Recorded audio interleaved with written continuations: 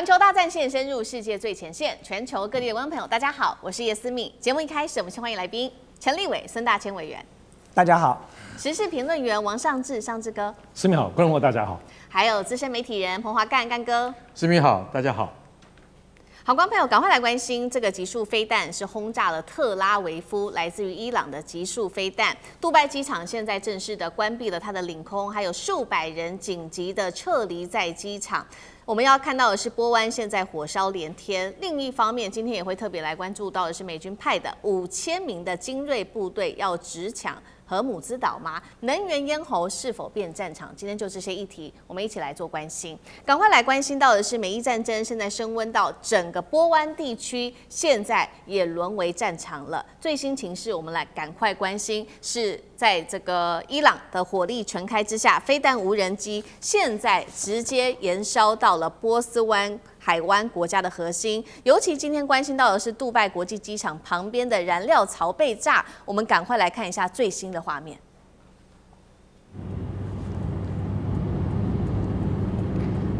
从画面上可以看到，杜拜国际机场旁边的燃料槽被炸了之后，火烧非常的旺，气田因此停摆之外，领空也关闭了。现在根据了解，所有的航空全面都已经停飞，而且数百人紧急撤离了当地。这是来自于现场的最新画面。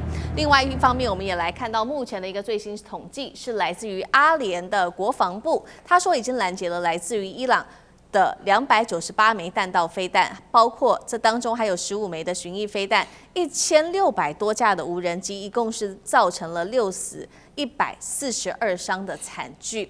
以色列也没有好到哪里去，以色列是这样说的，他说伊朗总共是发射了300枚的弹道飞弹，而当中被发现有一半是搭载今天我们会特别来深入聊的这一种极速炸弹的弹头，直轰的就是以色列的特拉维夫。来自于美联社特别就这种极速炸弹做了一个分析，他说这种炸弹的弹头里面通常是装有数小颗的这种小型炸弹的，会在高空中直接分裂，一次就会释放成多枚的子炸弹，而每一枚的子炸弹又有达到数公斤的炸弹，涵盖范围达到10公里，等于是你一炸下去，整片区域就是无差别的一起做轰炸了。这是来自于以色列这边的最新的军情。意大利军方也说了，现在位在科威特驻有意大利跟美国的2国空军基地，最新传出也遭到无人机的袭击。节目一开始要特别请教干哥怎么看了这一款极速飞弹，现在直轰以色列的特拉维夫，代表铁穹也开始吃力了吗？那么极速飞弹的战力跟接下来对于战情整体的影响，干哥怎么评估？好，先跟各位介绍一下什么叫极速炸弹。极速炸弹就是子母弹啊。那个用我们台湾这边来讲的话，我们台湾观众朋友可能一听到万箭弹，大家就知道这是什么东西了。所谓子母弹是什么？也就是说，它有个母弹，但它身上会有很多的小炸弹，通常用于什么？攻击机场或者重要设施。因为它如果一旦这个飞弹它脱离之后，它砸下来的时候，它就有数百颗小弹，你看起来像钢珠，但实际上的杀伤力强多了。它就攻击机场跑道啊，攻击机场跑道之后，你飞机就不能起飞了。这是一般我们认知的极速弹。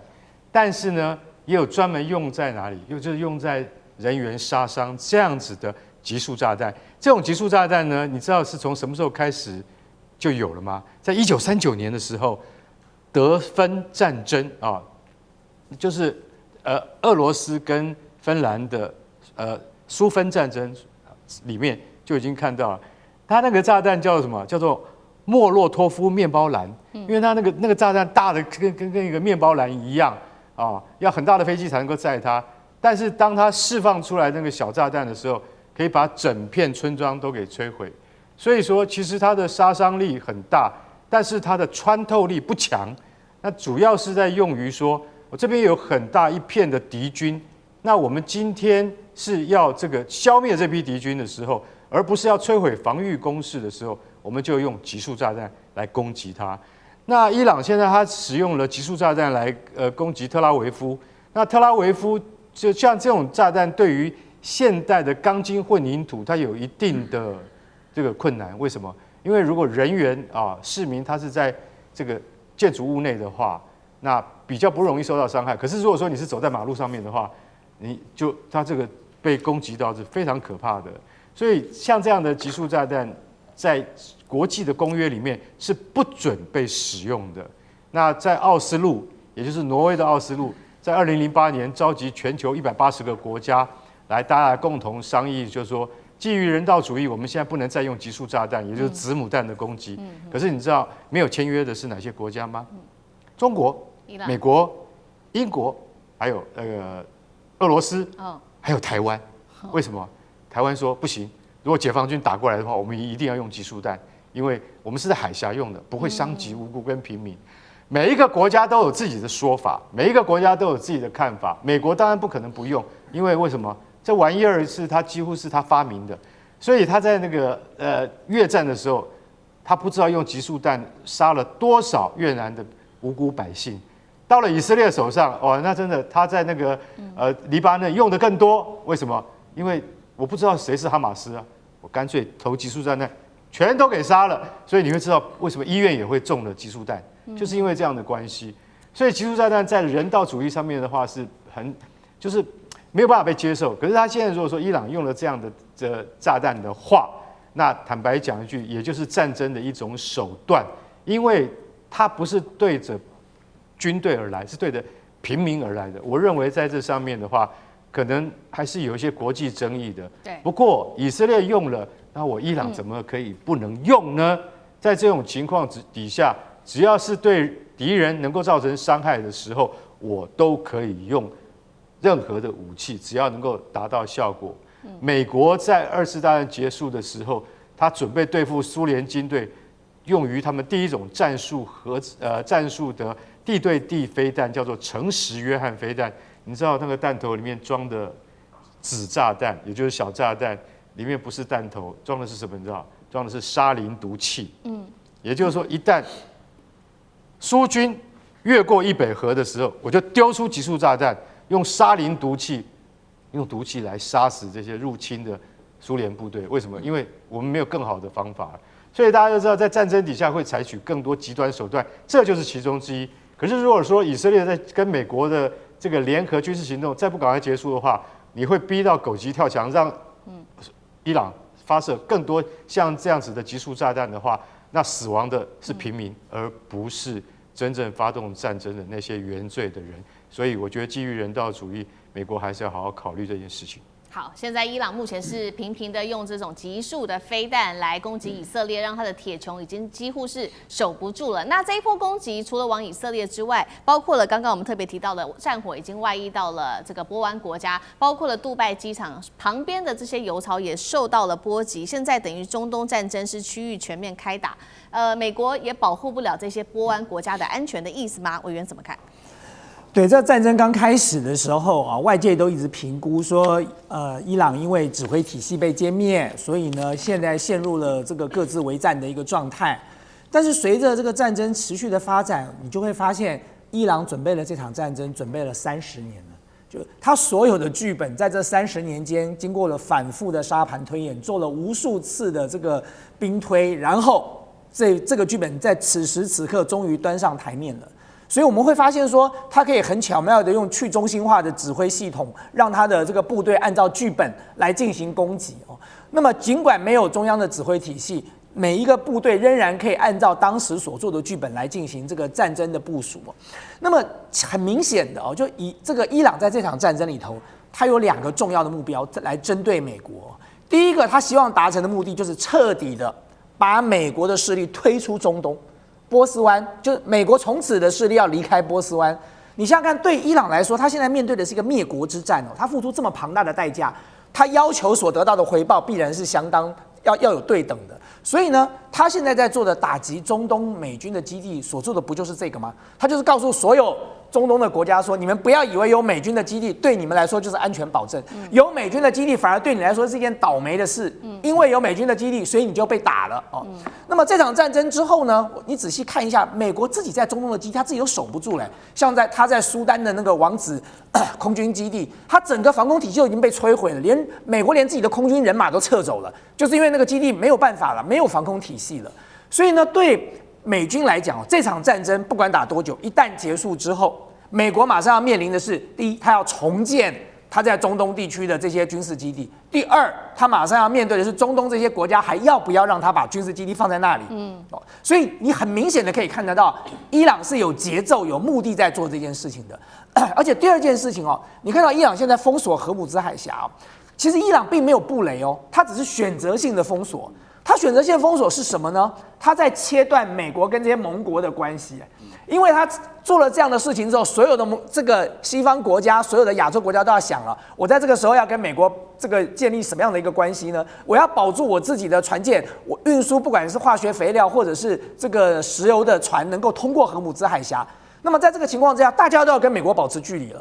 所以其实不难看得出来哦，就今天他不管是面对这个中东的美军基地来进行攻击哦，针对中东的这个美国大使馆哦，或者相关的一些设施来进行打击，他现在在做的就是以牙还牙，以眼还眼啊！就你打我银行，我就打你银行了；你炸我军事基地，我就炸你军事基地哦，大家有来有往哦。但是这一切其实都是有节奏的，它不是乱打的。所以很多人以为说一开始是乱打一通，但事实上当打到了这个到目前为止，我相信大家都可以看得出来。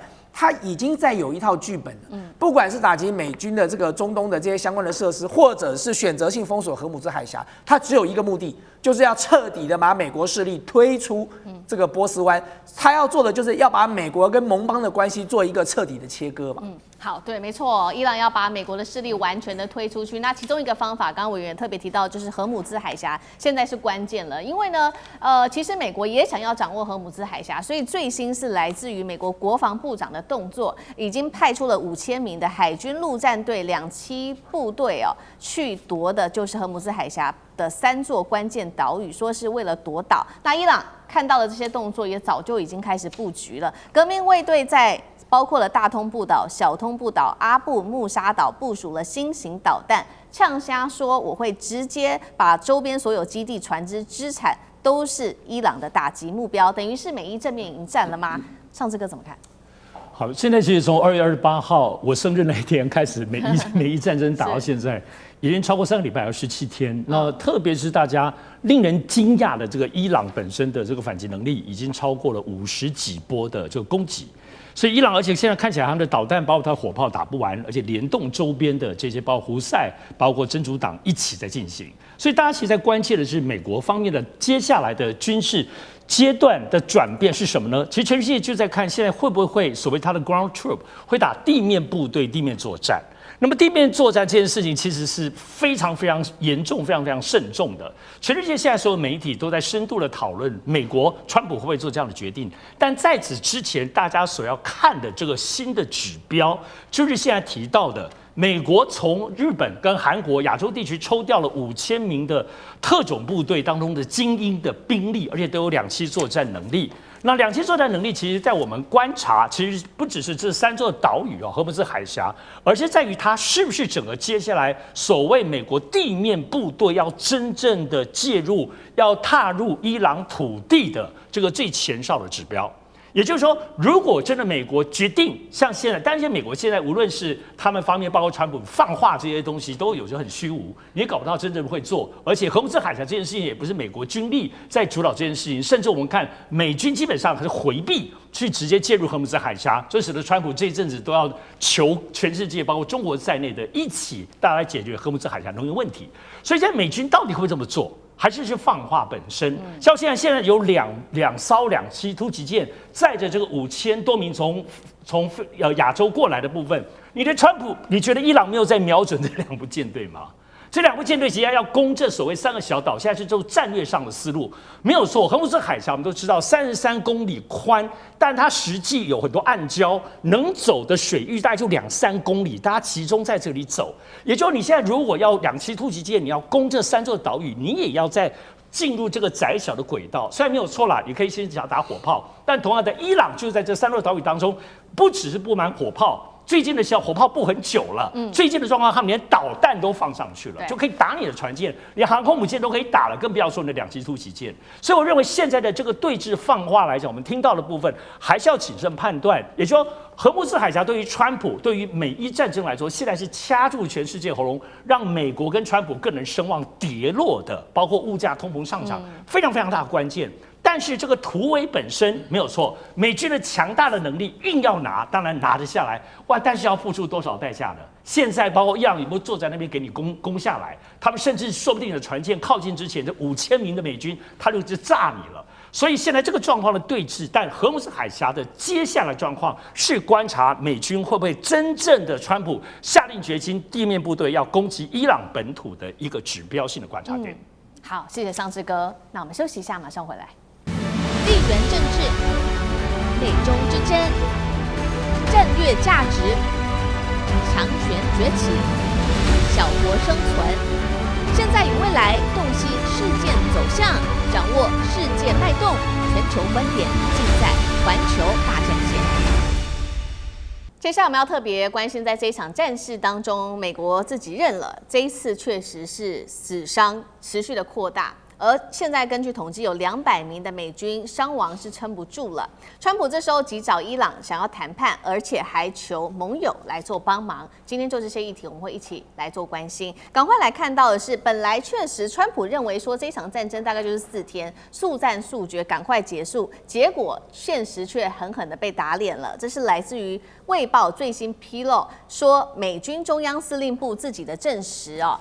美国从这一场行动实施怒火行动以来，已经造成了200名美军的官兵伤亡，当中有10个人都是重伤的。要特别注意到了200名的美军伤亡，当时在打委内瑞拉的时候，这一场战争是200名的特种部队几分钟就把委内瑞拉给拿下来了，但是这一次这么长的时间，还造成出现200名美军伤亡的一个窘境，跟委内瑞拉的那个情况是完全不一样的。现在的另外一个问题就是，华府是不是想要急着谈判，但是找不到人呢？因为川普自己公开说了，他想要找这个新领袖穆吉塔巴，但找了半天，美方完全不知道他人在哪里，完全没有办法跟他谈判。但是川普一边又说是伊朗想谈判，一边又说他找不到穆吉塔巴，现在是不是在为自己找一个台阶下呢？委员怎么看？目前不管是这个伤亡数字200名，到川普说的他想要找穆吉塔巴来谈判，这2件事。川普是我见过有史以来最会自说自话、最有阿 Q 鸵鸟精神的一个活宝。所以呢，其实川普对我现在每天的生活来说是很重要的，他是我每天快乐跟幸福的泉源哦。就是每天看一下川普讲话，你就会笑到差点从椅子上掉下来。川普当然踢到铁板啊，他原本讲说他不会跟穆吉塔巴谈的呀，他说这个人是他不能接受的。现在怎么又要跟这个人谈了呢？而且川普从头到尾，就大家就看他一个人在那边自说自话，自己演独角戏。他说伊朗早就完了，海军没了，空军没了。那你现在美国的那些基地是被谁炸的啦？就既没海军也没空军，都被你歼灭光了，你都已经赢了。那理论上来说，你就不用怕啦。可你现在美国大使馆也被炸，你现在空军基地也被炸，到处都在被炸。然后川普有一个很重要的特点哦，就是他越想要做什么事，他就会说是别人要做的。比如说，他想跟习近平会面，他就会不断的放话，说北京政府传达了这个强烈的意愿哦，所以呢，我准备要跟他见面了。他想要跟普丁会面，他就开始传达说，哦，这个俄罗斯有这样的想法。同样的，今天一模一样的故事啊。当川普告诉你伊朗想要跟他谈的时候，其实坦白讲，就是他要跟伊朗谈了，因为伊朗从头到尾就不会要跟他谈的。就回过头来，我要讲的是说，大家仔细注意一下，在这场战争里头有3个这个角色：美国、以色列跟伊朗，他们的终极目标是不一样的。美国的终极目标，他是莫名其妙的被以色列拖进来，然后呢，他以为凭借着他的这个威吓的强大的压力，能够在速战速决的时候得到战果，就像他在玩委内瑞拉这一局一样。因为他玩完伊朗之后，他还要准备打古巴嘞，他还有别的嘞，他有格陵兰嘞，他有巴拿马，他有一大堆有的没的东西，他没这么多时间陷在这个战场里。所以美国原本打的算盘就是要速战速决。但是问题是，他发现他陷入泥淖里头了，没有办法速战速决。就像刚才上次哥讲的，你要不要地面部队嘛？我们在这里几个礼拜前，我不晓得思敏还记不记得，我们那时候讲过了，你要打伊朗，你就要有决心派地面部队。你没有地面部队，你不要想这件事情嘛。他现在陷在里头了，他出不来了，所以呢，他才会用了各式各样的方法。他把全世界所有受到影响的国家都绑在了荷姆兹海峡，说你们都要派军舰来护航，那笑死了！我们都是你的附带损失，是因为你跟以色列发动了这个不义之战，干我们什么事啊？你打之前没问过我们，然后我们现在受害了，你要把我们绑上你的战车。现在这是川普打的算盘，可对以色列来讲，他也没有打算停止这场战争，他就打算一次把伊朗给解决掉。他从上一次的12日战争之后，他就已经打得意犹未尽了。要不是那个时候那个川普叫他停战，他搞不好继续会打下来啊。所以他这一场好不容易终于可以放手开打了，以色列怎么会想停呢？他就想在这一战毕其功于一役啊，把他这个最重要的威胁敌人给伊朗给处理掉。对伊朗来讲，他准备了30年这30年他做了多少的准备，就是为了今天这一战。你认为在此时此刻他会跟美国谈吗？我说过他的目的很清楚。他要消灭、彻底的毁灭以色列，他要把美国的势力推出波斯湾地区，这才是他的终极目标啊！所以现阶段，不管川普怎么想谈，不管他陷入了泥淖，那个脚拔不出来了，踢到了铁板，脚痛得要命了，现在想尽各种办法，想找各种借口哦。但是坦白讲，伊朗不会买这张单的啦。所以这场战争可以预期的是会打得更久，一定要像一个绞肉机一样，把美国的这个军力、把美国的财力、把美国的人力都搅在这里头，然后彻底的把美国推出去，然后让以色列毁灭。我认为这才是伊朗最后真正要做到的目的了。好，所以确实哦，现在川普是想要停战，但是停不下来。那另一方面，他的盟友则是不想要被拖下水。那现在的关键其实可以很明显的看到，就是在荷姆兹海峡了。因为呢，川普看到现在荷姆兹海峡被这个伊朗给牢牢的紧扣住哦，所以呢，他也大动作要求了。本来有7个依赖中东石油的国家一起派军舰护航，结果确实就如我们刚刚说的，这些盟友完全都没有领情。我们现在看到英国说这个伦敦没有义务要满足华府的每个需求。德国直接说这不是北约的战争啊。中国官媒牛弹琴忍不住讽刺，全世界都是目瞪口呆耶，美国你居然求中国帮忙你收拾烂摊子。那川普这个时候干脆问问自己的人好了，他就问美军为什么不能立刻打通荷姆兹海峡，结果被这个参谋长联席会议主席当场打脸，就说伊朗只要一艘快艇对油轮发射飞弹，整条航道就会立刻瘫痪掉。买家现在也很担心，包括全球的最大石油公司，这一家是沙烏地阿美说，我们根本不知道现在石油要往哪个港口出口。买家就说，干脆我们自己打电话问伊朗，可能什么时候结束战争比较快呢？上次哥怎么看？川普现在在这次美伊战争，我个人认为到目前为止，对于川普影响最大的就是荷姆兹海峡被伊朗所控制，而美国没办法突破。那它最主要的原因是整件事情因为掐住了全世界能源这个市场的输出，被伊朗就是这样子掐住了。而且这掐住本身对于整个川普在国际间的这个面子，大家就在观察川普到底有没有能力解决，就是个海峡嘛，小小海峡，你为什么解决不了呢？然后除此之外呢，当然也因为这个石油的部分价格的飙高，虽然美国自己很多石油，但是因为价格飙高呢，美国商人当然赚很多了，但是美国自己内部的通膨的影响也对它国内，包括今年年底的选举会产生比较深远的影响，所以这个影响今年川普很大，所以川普很急。我们来看，他找了7个国家，请7个国家大家一起来帮忙。我觉得7个国家还是蛮有意思的，包括什么？大家知道，英国、法国、德国、澳洲、日本、韩国，小猫咪也有啊，还有中国。大家对于找中国个人觉得匪夷所思，路边的阿婆抓来都知道中国跟伊朗的关系很好，你还找中国介入这个事情是怎么回事，并且乱投医吗？而且你看这7国之外，你就觉得啊，大概川普的眼中，印度大概没什么能力，加拿大没什么能力，所以这些他认为在军事没有能力护航的人，大概也就在这名单当中被剔除了，所以很有意思哦。但是我觉得最重要，但你以为他为什么做这件事情？因为美军不愿意做这件事情。要知道，川普一开始是说美军要做这件事情，而且我们美国没有问题，而且由美国政府所自己主导投资的一家保险公司会把大家承保，光是赚这个保险费，美国政府就赚翻了，还记得吗？在此之前，他的这个东西，可是问题是，美军自己打脸川普，就是不愿意去护航啊。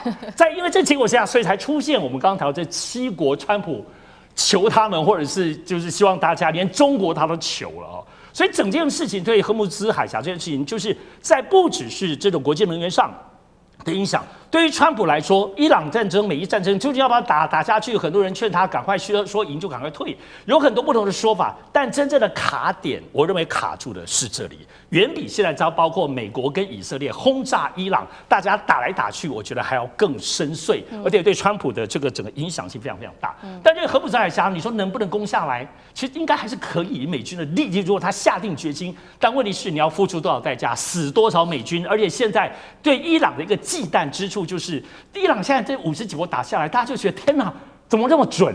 是北斗卫星还是俄罗斯的卫星帮忙？以前伊朗没有这么准啊，所以就是说，荷姆兹海峡现在可能只是他们的火箭炮，还不要说导弹，它的火炮可能就准到可以把你的船都打翻了。而且，其实，在伊朗在这一阵以来打了一些这些油轮不守规则的，算也打了超过5艘以上，就是准的把你打到。所以，这种吓阻性使得美国现在整个在荷姆兹海峡里头真的是一个死结哦。美军自己如果不愿意介入，川普逼美军，最后美军也不愿意介入这些将领，这就使得这些外交求7国都没有任何的帮助。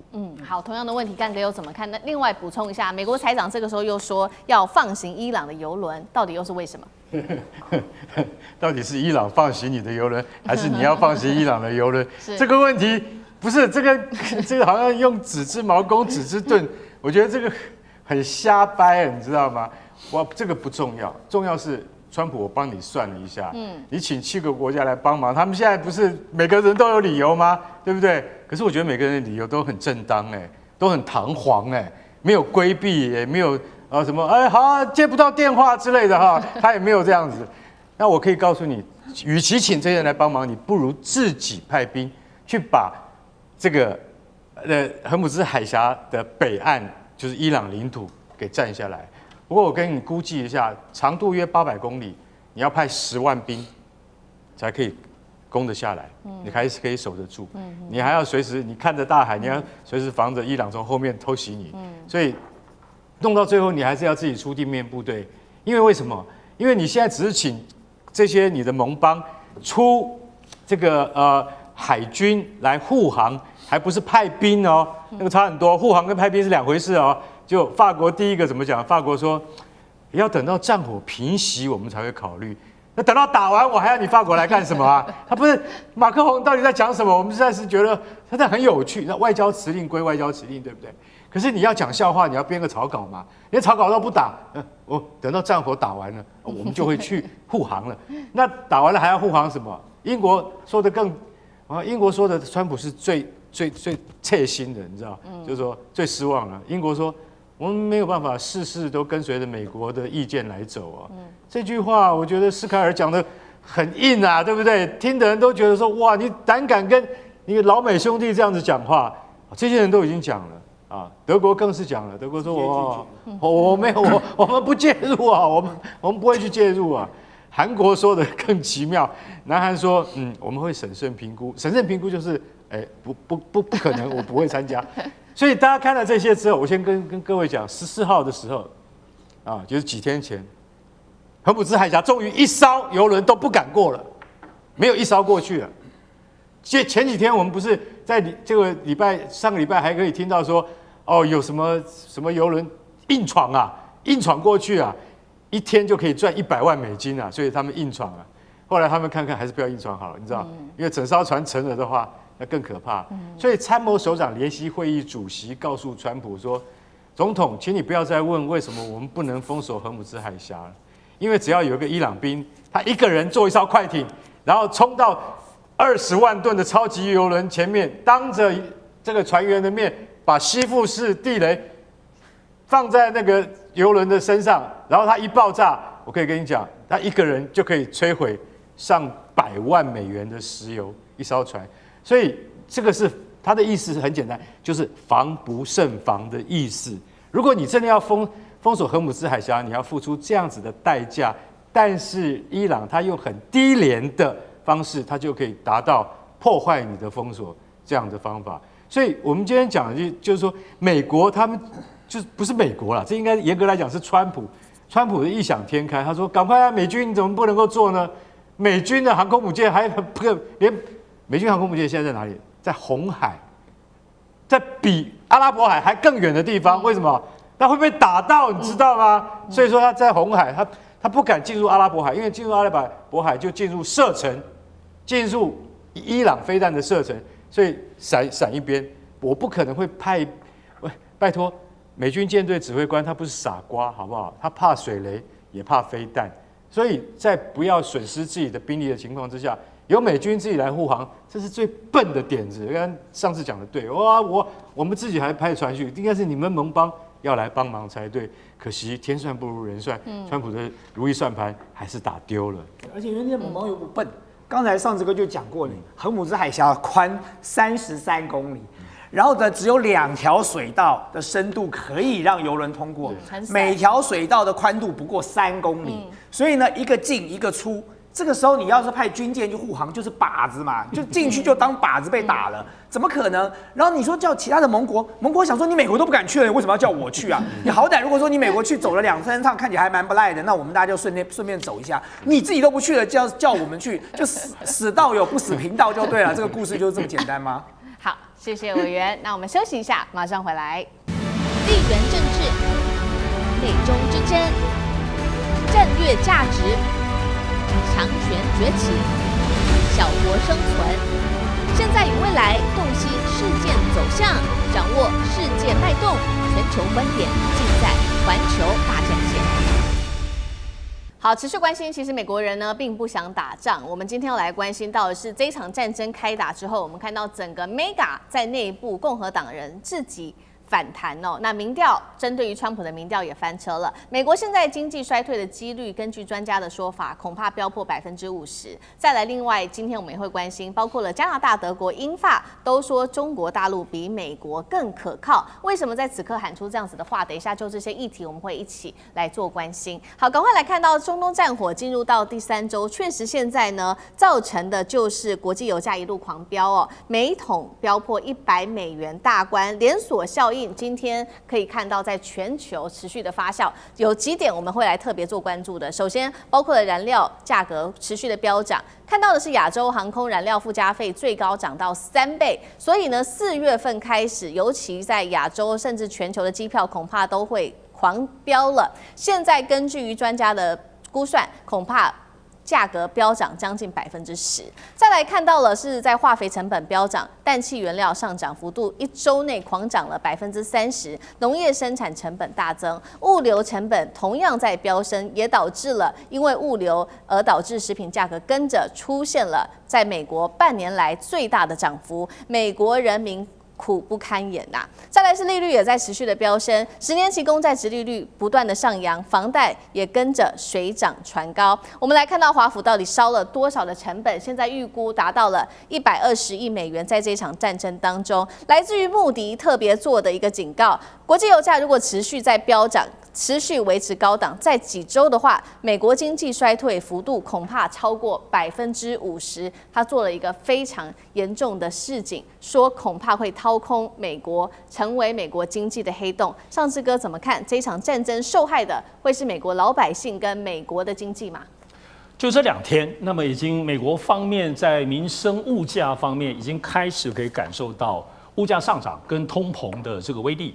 通常来讲，其实如果像油价波动所产生的通膨的影响，它不会马上了哈。但是因为这次就是荷姆斯海峡被掐住，所以美国自己本身因为有油，而且他们现在美国自己的油商赚得盆满钵满，他们的油价跟着高，实际是受害的是美国自己的民众。但是这里头可能比较大的影响性是什么？因为物价波动，尤其是有这样的通膨的可能性，这就使得现在 FED 美国联准会最新的消息是，他们可能会升息哦。那要知道，2026年大家想的是包括川普已经找到了一个新的主席嘛，取代鲍尔。整体的概念是，他就是要降息。对。结果现在因为打了这美伊战争，不止降不了息，不可能啦！油价到这个地步，社会民生到这个地步，还要升息，而且现在是大概就是这2天的消息，认为一定会这样影响。所以这个时候其实哇，对川普来说还是很痛苦。当然，其实大家现在关注是不是对美国经济总体的影响，我个人来看是这样子。我认为还要再继续看哦，因为如果打下去，这个影响面才会出来。但是如果在接下来未来在1个月或2个月之内，比较还是会有结束的话，我认为其实影响可能会降到最低，因为我们就美伊战争发生这10几天以来看，在前几天到现在为止没有错，全世界的股市都在震荡，时价涨，哇，时价跌，稍微没什么事情就涨。可是我们看它真的对美国经济影响吗？我觉得没有啊。比如说 AI， 辉达在这2天才刚刚宣布了他们的太空计划，所以有1兆的市场即将来，就涨得死去活来。所以也就是说，我在看就美伊战争的乌云并没有整个笼罩整个美国的全面的经济，特别是 AI， 包括美国股市的总体的变动没有。所以呢，来看美元本身虽然也有波动，但总体来说其实也没有这个失控。美债的话也虽然就觉得债务太多，然后后面接下来美国要欠更多债务了，可是总体来说并没有那种狂抛的状态。所以我觉得毕竟大家这样看哦，我觉得很多人都看衰美国经济，但我要表达美国经济它不只是美元，包括美债作为全世界的核心标准，主要是全世界的财富。有钱人的投资基本上都会在美国，在美国华尔街股市里头是全世界的财富在那里，而且这几年因为很多战争的关系，其实整个资本对于这种波动的这种战争的敏感性，我觉得已经有点脱敏。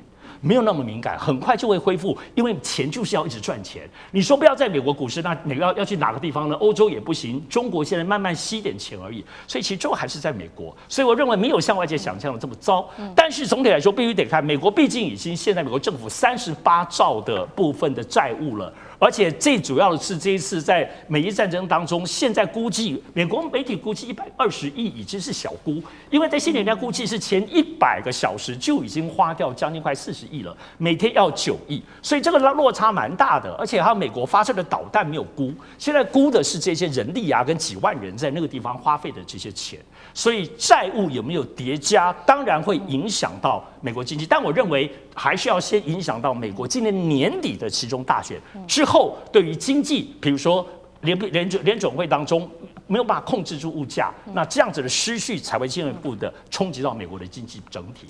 好，经济的问题还要再持续的做观察，但是物价其实已经直接反映在消费者身上了。那会不会接下来影响到的是几个月之后，美国尤其是川普他们的共和党其中选举呢？我们要来看到，确实这场战争已经动摇了美国的政治的根基。尤其现在路透社做的最新民调，将近60%美国民众是反对美国政府采激进的针对于伊朗的军事行动。例如说出兵伊朗，或者是攻击伊朗，那包括了 Mega 的基本盘也开始做松动了。原因包括美军的伤亡数字不断的扩大，还有刚刚提到的油价冲击到生活。最后是美国人民认为说，这场战争为什么到现在都还看不到尽头？说好的一下子结束，到现在都无法结束。共和党选群，委员怎么看？对啊，就像刚才少子哥讲的嘛，美国的经济跟金融霸权从2次世界大战之后到现在将近80年的时间才建立起来的哦。你说千里之堤溃于蚁穴哦，所以呢，这么庞大的一个结构哦，要在一瞬之间崩解，不是一件很容易的事情。但是这个幸好老天爷给了我们一个川普，因为呢，你说蚁穴要崩溃，这个蚁穴要崩溃可能要很久，可是因为川普他是拿着榔头去敲的，所以呢，敲起来大概比那个蚁穴那个蚂蚁要挖快多了哦。但是你说，就算川普拿着榔头去敲，这么短的时间之内，你就可以看到美国的经济跟金融瓦解吗？当然也不至于。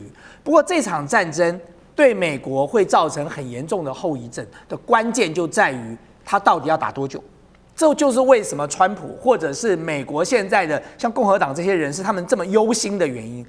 各位如果回溯美国当时建立金融霸权的时候啊，他是从2次世界大战之后的布列顿森林会议，他提出来的由美元去绑黄金的这个所谓的美元黄金本位制，什么时候垮掉的？因为打完越战垮了，因为一个漫长的越战把美国的国力全部消耗在里头了，所以整个当时所谓的美元黄金本位制就崩解掉了，就是因为越战啊。所以要用什么样的方式去崩解美国的金融跟经济霸权？只有战争。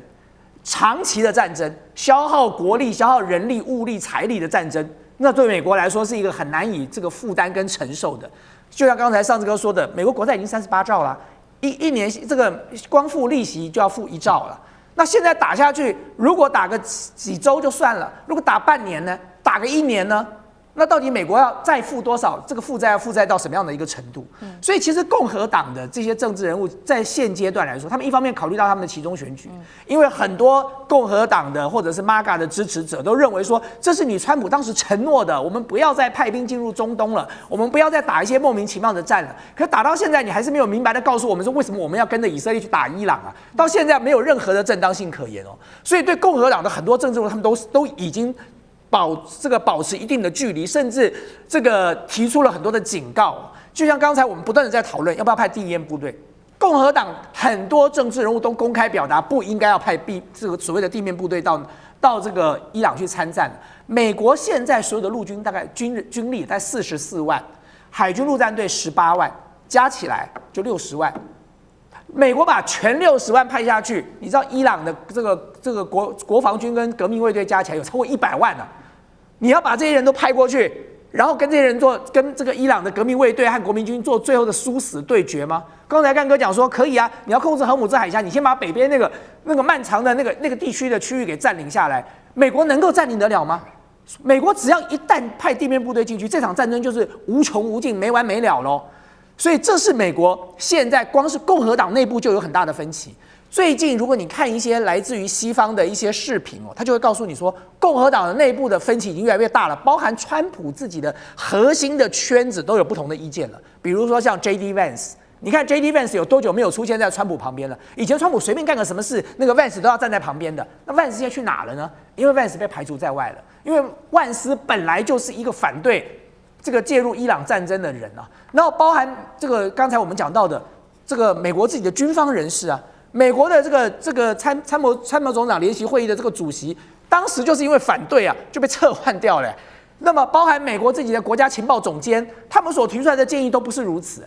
所以，川普现在身边只围了很少数的一群人呢，就像赫格塞斯这种演员式的国防部部长哦，这种少数的马屁精可能还围在他的旁边，为他擦脂抹粉哦。但是，川普自己的核心的这些决策圈都已经有不同的意见了。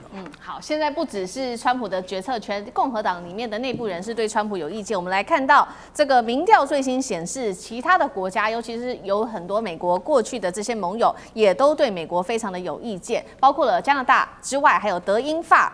现在最新的民调说，中国比美国更可靠。那美国现在接下来是不是还要掌控，甚至是新闻呢？因为政府已经决定了，接下来只要报道伊朗的讯息，他们说是有不实，这个不实是谁认定的？恐怕也是美国的政府自己认定的 FCC 哦，那就可能会把记者的这个执照给撤销掉。干哥怎么看？联邦通讯委员会很像台湾的 NCC 它叫 FCC 啊 ，FCC 你知道？他做的事情跟我们台湾的那个 NCC 差不多啊，你知道什么情况？因为美国有一家最大的电视网叫 CNN， 他上个礼拜报道一个新闻，他说哇，美国5架加油机被伊朗摧毁了，现在美国在中东的战力非常吃紧。CNN 是美国最权威的那个媒体嘛，对不对？那当时是在最第一时间的时候接获这个讯息之后。他马上就报道了，可是因为当时讯息还很混乱，后来 CNN 有经过更正啊。但是问题是，你知道美国通讯委员会这个 FCC 的主席卡尔就说：“你小心哦，你下次再这样乱报的话，我要把你的执照吊销。”大家有没有想到，这跟发生在台湾的事情是一模一样？我们的友台就是因为这样子，就算你事后更正也没有用，所以今天会让人家觉得说。美国你是崇尚什么自由民主，而且你是崇尚这个新闻媒体的报道的权利是最重要的一个国家，是民主的滥觞之地。结果你今天竟然可以做到像这种等于是钳制人民自由、钳制新闻自由这种事情，你竟然做得出来。所以说，你知道川普的死对头加州州长纽森他就讲了，他说你这个是什么？你现在是在公然是要侵害宪法吗？对不对？你要知道，他提醒他，1934年哦，远在快100年前，美国联邦就有一条法律，任何情况之下，政府不可以动用他的那个行政权来去干预媒体的报道，甚至以吊销执照为要挟。因为这个法案啊，早就已经在美国的宪法里面是有的。可是卡尔他不管啊，他认为像 CNN 啊报道这样子的新闻，就代表说他讲了一句话，他说这个成天就是有一些精神错乱的人哦，巴不得美国打输这场战争。这是对美国政府最大的不信任。所以我们这个通信委员会一定要防止这种这个不实言论继续散布。你就会觉得这个在我们这个台湾地区常常听到像这样子的这种类似像政府的官方语言，你们会觉得说，连美国今天都已经沦落到这个地步的话，你就要钳制新闻自由跟言论的自由，那将来的话，我跟你讲，就没有人敢讲话了。所以卡尔他就变成了全民公敌，变成众矢之的啊。也就是说，川普你为了要营造属于有利于你的政治气氛的话，你连新闻媒体的报道你也要管，而且是拿你美国最大的新闻媒体给开刀。难怪现在美英德法的1万名年轻人，经过那个最新的民调说，我们还是比较相信未来的中国。你知道为什么吗？因为中国有 AI 领头羊之称，将来中国的 AI 一定会超过美国，而且它的 AI 可以让我们任意使用，也不用像美国付那么多钱，还付那么多规费。所以说，1万人的民调都倾向于相信未来的中国，而不是美国。所以我说，川普你现在是内外交迫吧？连你的盟友都不太相信你了。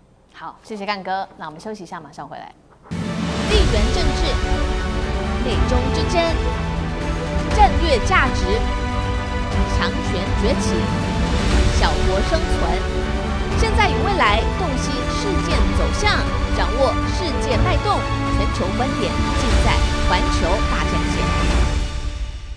好，接下来我们要来关心川习会的一个进度哦。习近平这时候拒绝护航荷姆兹海峡，那川普在这个时候恼羞成怒了吗？因为这时候他决定要推迟习川会，那怎么办呢？接下来不管是美牛或者大豆订单是没了吗？美国现在农民可着急了。好，赶快来关心到的是这一场战火已经影响到了最重要的，本来在月底或者是4月初即将要举行的中美高峰会，也就是习川会了。那川普现在亲口宣布了，因为战争的关系，我必须留在这里，所以这个高峰会会延后大约1个月的时间，所以习川会看起来会延期了。委员怎么看这样子的事情？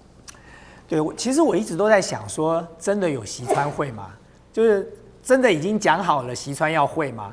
因为如果大家要去回溯一下过去所有的新闻，都是川普一个人在自说自话，说他3月底要到北京去跟习近平见面哦，然后已经讲好习川会了。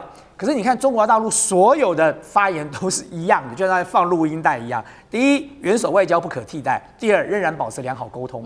这个就是一个非常冠冕堂皇的外交辞令。可是中国大陆从来没有说死，说真的要习川会，什么我们北京热烈欢迎川普到北京来访问，从来没有讲过。所以其实。在这个前提之下，如果中国大陆并没有表达这么强烈的意愿，或者甚至八字连一撇都没有，那么有没有会一点都不重要啊。对北京政府来讲，甚至我都怀疑说，搞不好北京政府也不想会，因为对北京政府来说，你打到了我最重要的盟邦伊朗啊，还不要讲说战略的伙伴了，光是在经济利益，伊朗就是中国大陆“一带一路”中欧班列不可或缺的一个重要的据点。在这个时间点上，你打到了那里去，我怎么可能跟你会呢？如果这个时候习近平跟川普会了，习近平怎么面对伊朗啊？所以在这种情况之下，一原先可能就没什么意愿，二你现在干的这件事情，我更不可能跟你碰面哦。所以呢，我觉得川普是自己找个台阶下吧，就是可能人家也不想跟他碰，然后人家也没有什么很热情的表达正面的意愿，那搞不好连敲个时间都还没敲出来，他就干脆一不做二不休，就自己先下了这个台，就自己先拿到主导权，说我不要跟你会哦，不是因为这个北京根本不想见到我哦，所以他才找这个理由去讲嘛。否则我说句实话，你叫川普去说，川普不要说川普了，任何一个路人甲了，你跟他讲说叫他去要北京政府派兵这个去护航通过荷姆兹海峡，大家都快笑掉大门牙了吧？因为全世界都知道中国大陆跟伊朗是什么样的关系，他怎么可能会站队站在美国这边呢？所以川普做这件事情哦，我觉得一方面呢，他自己做个下台阶，然后呢没有习川会了，他也有一个理由可以讲。但是更重要的一点是，为什么？对于习近平或北京政府，他根本不在乎川普，因为我们刚才已经讲过很多次，我们过去不断的在讲，现在到底是谁有求于谁？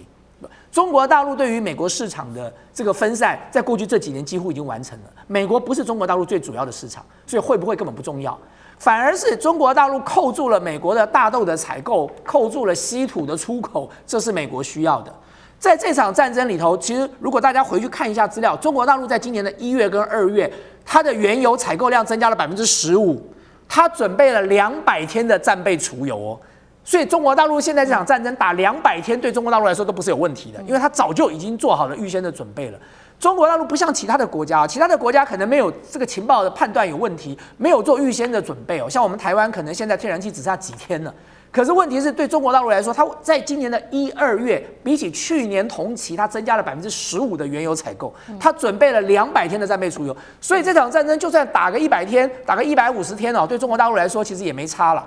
因此现阶段到底谁有求于谁，大家就应该看得很清楚了。好，等一下同一个问题，到底谁有求于谁，在这场习川会，谁更想要举行？等一下继续请教尚志哥。那其实现在有专家特别做评论说，为什么这一场习川会短期内明显就是会办不成？原因有3个。第一个就是川普确实在这一次的巴黎谈判是不顺利的，没有从中国手中确定可以拿到这个稀土或者是大豆的这个下单哦，所以他干脆找借口去延后。再来就是伊朗跟台湾的议题，到现在双方还没有结果。最后就是川普一直对中国的盟友出手，除了伊朗之外，还有近期的委内瑞拉，这不是给习近平难看吗？那所以这个针对于这个习川会，到底谁比较需要谁？尚志哥又怎么看？我想觉得原本2026年最重要的就是这场川习会。因为呢，从去年延伸下来啊，说因为中美关系有很多东西，就是大家究竟是在对抗、互杀，还是开始有点和缓，会影响到全世界。所以呢，而且川协会本身来讲，其实对于中美双方来讲，都想要确认对方某一些结构性的态度，包括川普先讲的 G2 的所谓中美2个大国治理，这可是对全世界一个很新的全球关系的一个框架，所以真的很重要啊。但是没有想到美伊战争的这个部分都出乎大家的意料之外，这也是川普自己的决定。当然，我们其实就最近这1个多月以前，以香港南华早报所披露一些东西，在今年3月，也就是3月初的时候，美国确实有针对于这次川普的部分的前区的谈判的团队有去，就要去讨论安排川普的后面的行踪，比如说要不要去上海，美国说不要，那么要多少人？一开始说要500多人，川普说要个大阵仗去谈判，所以早期美国也是有备而来的，但是真的就是我觉得是被美伊战争给打乱了脚步，可是中国大陆确实在这整个过程里头非常非常稳哈。我觉得中国大陆确实这个稳，一方面来讲，他没有要川普什么，而且其实是川普要他的，特别都知道嘛，其中选举，川普就是要很多利多，特别是农民的很多的这个东西要靠中国大陆给。除此之外来讲，但是因为美伊战争发生之后，我觉得中国大陆是在看到底这场战争进行中，美国的这个伤损程度如何，不只是外交政治或川普个人，也包括美国的影响力，这里头包括军事实力的实际上的这个拉垮的这个披露，以及整个现在全世界会因为美伊战争，对于先前中国强调的那个多极中心，而不是强权中心的这个南方国家跟金砖国家的长期的诉求，在这一波你看，连欧洲的国家都被感染了哦，就是说愿意好像要跟中国的多极中心更靠近一点。加拿大包括德国这总理都这样讲，所以这个过程里头，不是说大家各怀鬼胎，而是美伊战争这个变数超过各家所有部分想象。当然对川普来说，他只要跟习近平见面，无论他要什么求什么，对对他来说，他的场面，他就是个爱场面的商人。他如果没有气势，他如果没有一个厉害的条件，他没有个自己可以在里头游刃有余的立场，这3个没有的话，他就不会谈。但我必须得说，他还是聪明的啦，贼的往后延嘛，很多东西没有取消，要往后延。我认为中国大陆也还是愿意跟美国谈，因为中美这个架构上，中美架构把台湾问题今年在2026年谈出一个相对的方向性。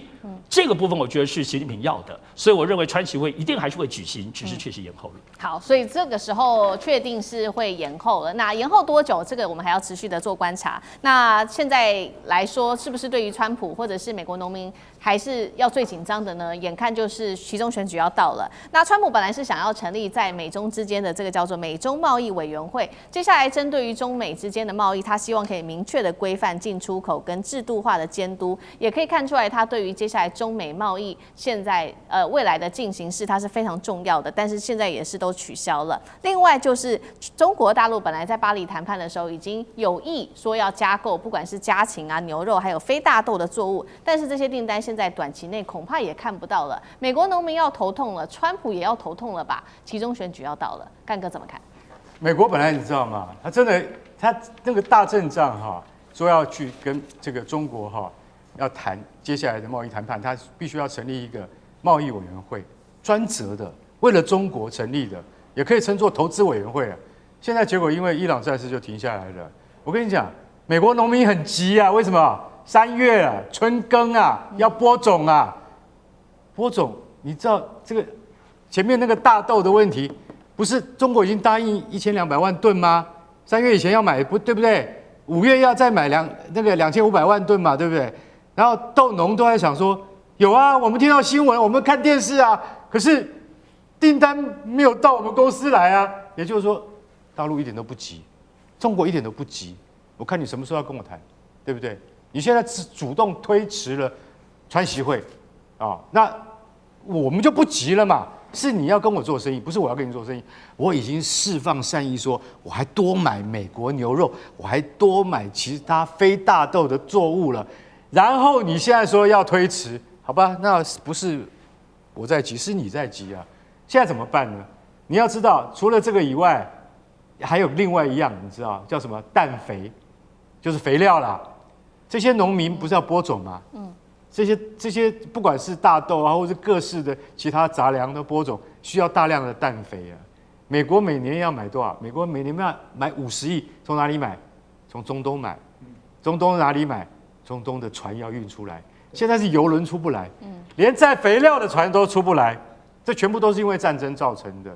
所以现在头在烧的是什么？是农民，而不是川普。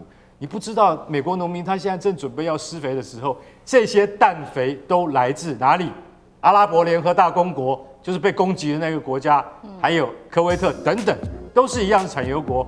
为什么？因为石油的副产品就是从天然气里面提炼氮肥出来的，这些通通都受影响。还有油价也受影响。你知道现在开 Uber 从圣塔莫尼卡开到好莱坞，你知道多少钱？